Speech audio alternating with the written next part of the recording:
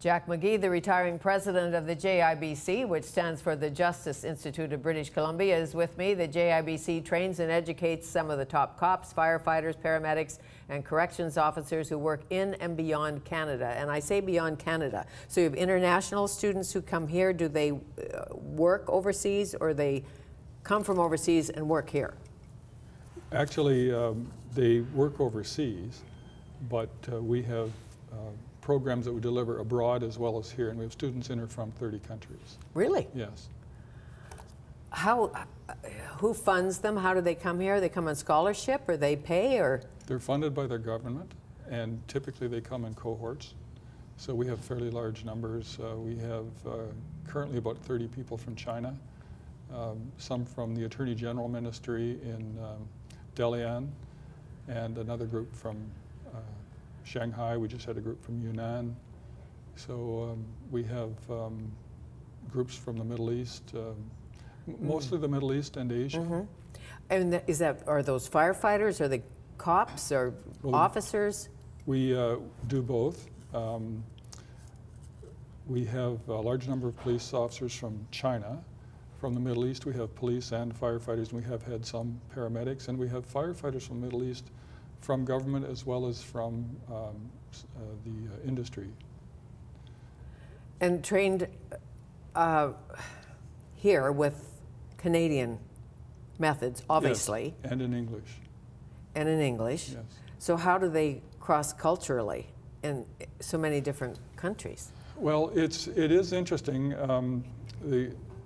Some people come to us and they're sent for a year of English before they start the program, but their government wants them to take our program for very specific reasons, because of the quality and the reputation that we have earned and the way our people treat them. It's all about relationships in everything that you do, of course. And so we believe very highly in that, and make sure that whoever comes to us has a great learning experience.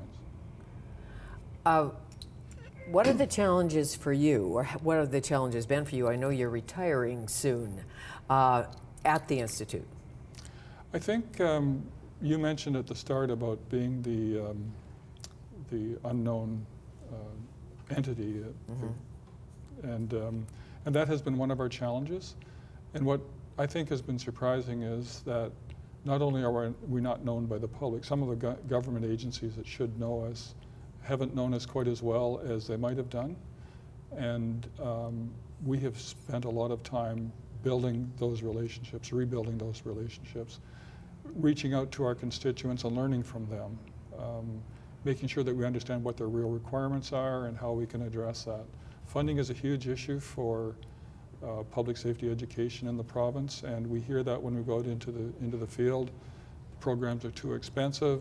We do everything we can to minimize or reduce costs. We have about 14,000 students on the internet, which is helping in many cases.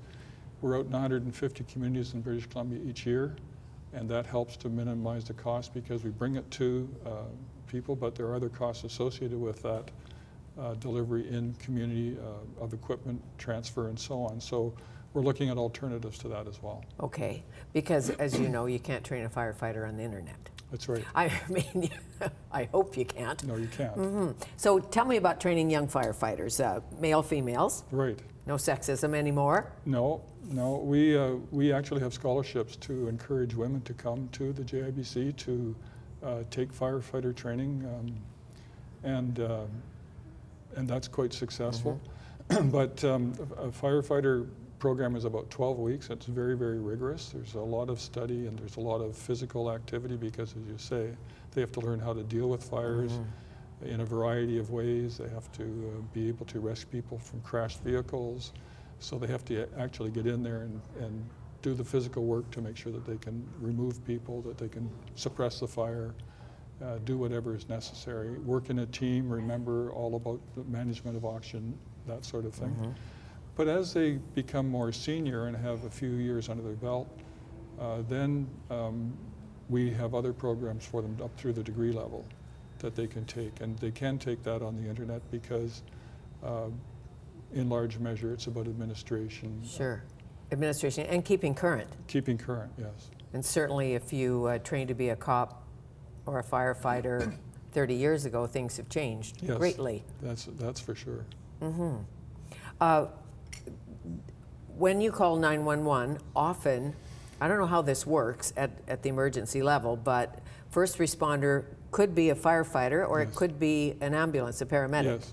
What determines that? How does all that work? Well, I think both the fire service and the paramedics are listening attentive and plugged into 911, and depending upon the utilization of the ambulance, a fire vehicle may be quicker to get there.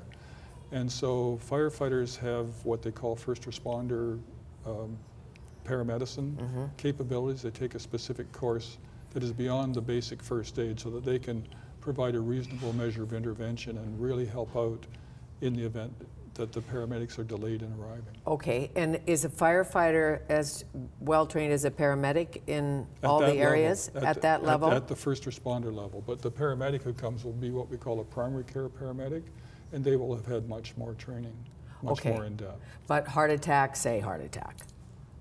Important to have attention right away. Yes. So a firefighter would be able to handle that. Yes. Initially. Yes. They would use ideally, if it happened to you, who would you want? I would want either one. Either one, yeah, me too. Just somebody come quickly. Yes, absolutely. But and you know, there's a level of care that you get, and of course, depending upon what you're experiencing, you would like to see the paramedic there as soon as possible. But that decision is made at the 911 level, the ECOM level. Where is it made? I think it's made in the fire hall or in the dispatch area for the paramedics, depending upon availability of vehicles. If the vehicle is available, they'll dispatch it immediately. Okay. But if it's not available, then they'll try to get one as quickly as they can.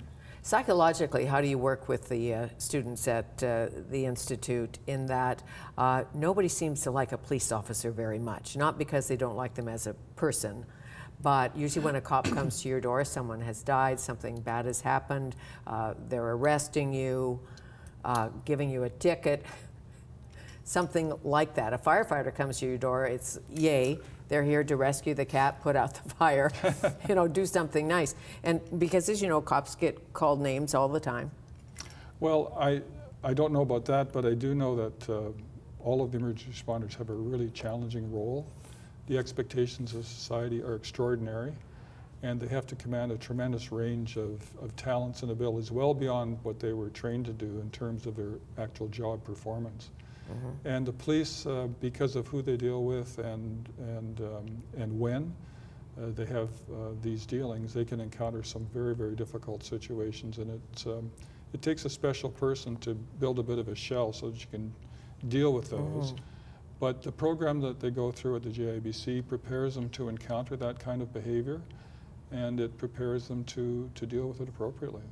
So have you got a pretty good idea of the type of person who has the right stuff to be a firefighter, a paramedic, a social worker, a cop? I believe so, yes. And in terms of police, we have an assessment center which evaluates them before they're finally confirmed as being employed by a department and being sent to us. We do that assessment with people from the specific department. And we've had tremendous feedback on the value of it, and as a consequence, the washout rate for our police officers is very low. How do most of the young officers feel about cops investigating themselves, about the new agency where outsiders will look at situations that aren't so good? What I hear is that people are looking forward to the IIO, but I can't get into it any more than that. Right. No, I know you can't get political yet because you're still on the job.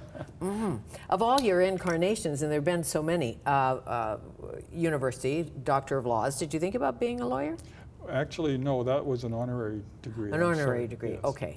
Oh yeah, it says here, honorary, of course. But science, technology? Well, one of the things that surprised me, but because of my Navy and Air Force training, you spend a lot of time working with technology, and we studied a lot of sciences and so on. So actually, the late Stan Hagen is the one who got me interested in education. Really? And when I was base commander at Comox, he recommended highly that I do this. So I started thinking about it, and I did. And this job came along, and I was really, really grateful to do it, because in many ways it was like the kind of training we did in the armed forces. There was a lot of technical training, a lot of technology training, and so on. So it had a lot of similarities. We do apprenticeship. That organization did apprenticeship, and so it had a lot of similarities. Sure, and as you know, many police forces, firefighting organizations have a military model of sorts. Yes. And rank and file, all of those things, and uniforms. Yes, and so coming to the JI, I had that sense of being quite familiar with the environment because of that. Sure, and taking it into the modern age where there are females and males and people who are gay and people who are straight, and all of that, that whole acceptance model and the military model, not so easy. That's right, but you know, people are really resilient and they're very, very giving and welcoming, and so we had a lot of great things to work with. What's next for you? Do you know? I don't know, Fanny. You don't know? I'm going to start by relaxing a little bit, enjoying it, doing some family time and so on. Would you like to fly again? Oh, I'd love to, but I think I'm at the beyond my best by date. Really? Well, but you can still fly, can't you? Because would you have to, somebody of your strength in the flying field, would you have to retrain? Would they make you say you want to fly a little Cessna 172 or something? You would want to retrain. You want to be really sure that you remembered everything well and that you were adhering to the current procedures. And of course, I haven't flown for a number of years, so there's a lot that's gone on in aviation that I'd have to get up to date with. Sure, and then we can all fly together. Exactly. Exactly. When you get the Swanee cabin, you know, now you're talking on the Gulf Island, and you can fly your float plane in and be happily retired. What a dream. I thank you. Thank you very much. Nice to see you. Jack McGee from the Justice Institute of British Columbia. And remember, you can join me on Twitter at Fanny Kiefer or catch our conversations on YouTube. There will be many more talented, charismatic, and straight-shooting guests to come. Till then, thanks for watching Shaw TV and being with me today.